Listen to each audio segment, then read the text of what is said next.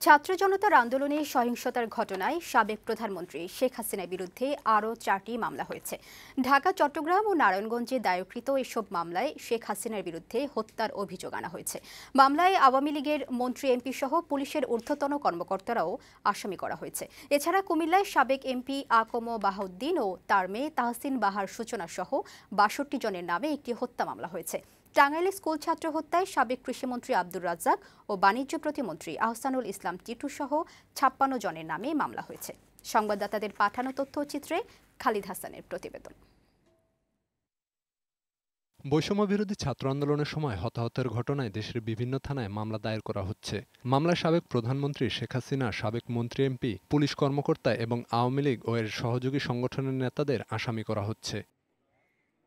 ছাত্র জনতার আন্দোলন চলাকালে গত 4 আগস্ট ঢাকার মিরপুরে গুলিবিদ্ধ হন লিটন হাসান লালু নামে এক ব্যক্তি। চিকিৎসাধীন অবস্থায় গত 7 আগস্ট মারা যান তিনি। এই ঘটনায় সোমবার নিহত হাসানের ভাই মিলন মিরপুর মডেল থানায় সাবেক প্রধানমন্ত্রী শেখ হাসিনা, সাবেক স্বরাষ্ট্রমন্ত্রী আসাদুজ্জামান খান কামাল ও সাবেক আইজিপি আবদুল্লাহ আল মামুন সহ 148 জনের নামে হত্যা মামলা করেন। মামলায় অজ্ঞাতনামা আরও 200 থেকে 300 জনকে আসামি করা হয়।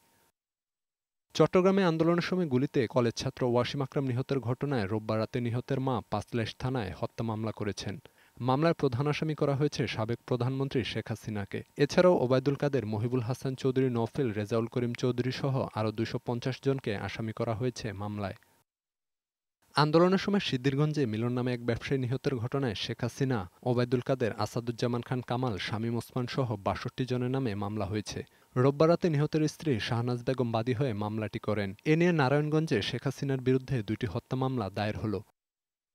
বৈষম্যবিরোধী ছাত্র আন্দোলনে কুমিল্লায় মাসুম মিয়া নামের এক যুবককে কুপিয়ে হত্যার ঘটনায় মামলা করেছে তার পরিবার। মামলায় সাবেক এমপি আকম বাহাউদ্দিন ও তার মেয়ে তাহসিন বাহার সূচনা সহ 62 জনকে আসামি করা হয়েছে। রোববার দায়েরকৃত মামলায় অজ্ঞাত 400 জনকে আসামি করা হয়। সাভারে ছাত্র জনতার আন্দোলনে গত 5 আগস্ট গুলিতে নিহত হন শিক্ষার্থী সাজ্জাদ হোসেন। এই ঘটনায় সাবেক দুর্যোগ ব্যবস্থাপনা ও ত্রাণ প্রতিমন্ত্রী এনামুর রহমান সহ 321 জনের নামে মামলা করেছেন নিহতের বাবা। সাভার মডেল থানায় রোববার রাতে করা মামলায় অজ্ঞাত 400 থেকে 500 জনকে আসামি করা হয়েছে।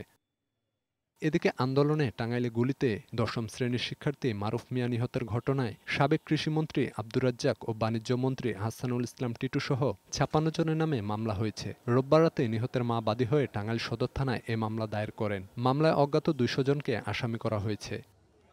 ডেস্ক রিপোর্ট, বৈশাখী সংবাদ।